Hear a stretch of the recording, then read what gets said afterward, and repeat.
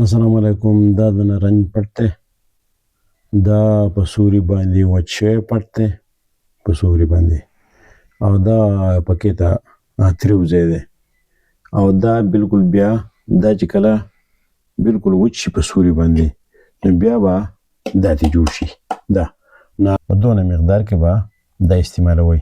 اوس ته د هر مرض دپاره ښیم چې خو دا یې زده کړئ، ځکه چې بعضې کسانو سره دقه دا یو سره دا کړی وي، دا وچېږي نه، دغه نه چې دی پکې نه دی به څه وچي. ما تاسو ته چھلکا ویل وه، ټیک شو. چې د چا هاضمه خرابوي یا بوجي یا ګیسي یا نور څه تکلیف ورته پکې، نو تاسو دا استعمالولی شئ.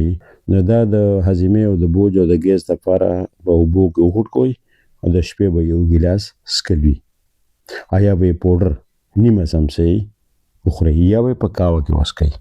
دغه شان که چا سخت قبض و، هغه د هغې دپاره هم دغه طریقه ده.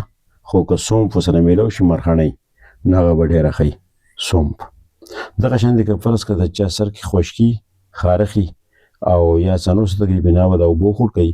دغه پټونه پکې واچوئ، دا پټونه دا وچ شوي پټونه پکې واچوئ، او هغې کې به اوبه وخوټ کوئ د 15 منټ 20 منټه پورې. او اوبه چې کوم پاتې شي هغې به د سر وینځي، نو سر به یې ښکلی ومي، او خشکي مشکي او دا تکلیف به پکې هم نه وي.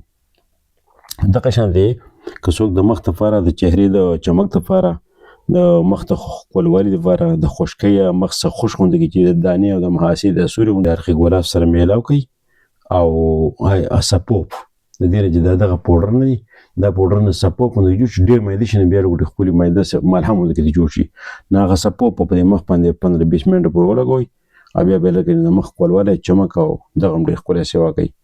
که د چا فرض که شوګر نه وي، نو ګبینو سره هم استعمالولی شي د معدې او د ګیس او دې لپاره.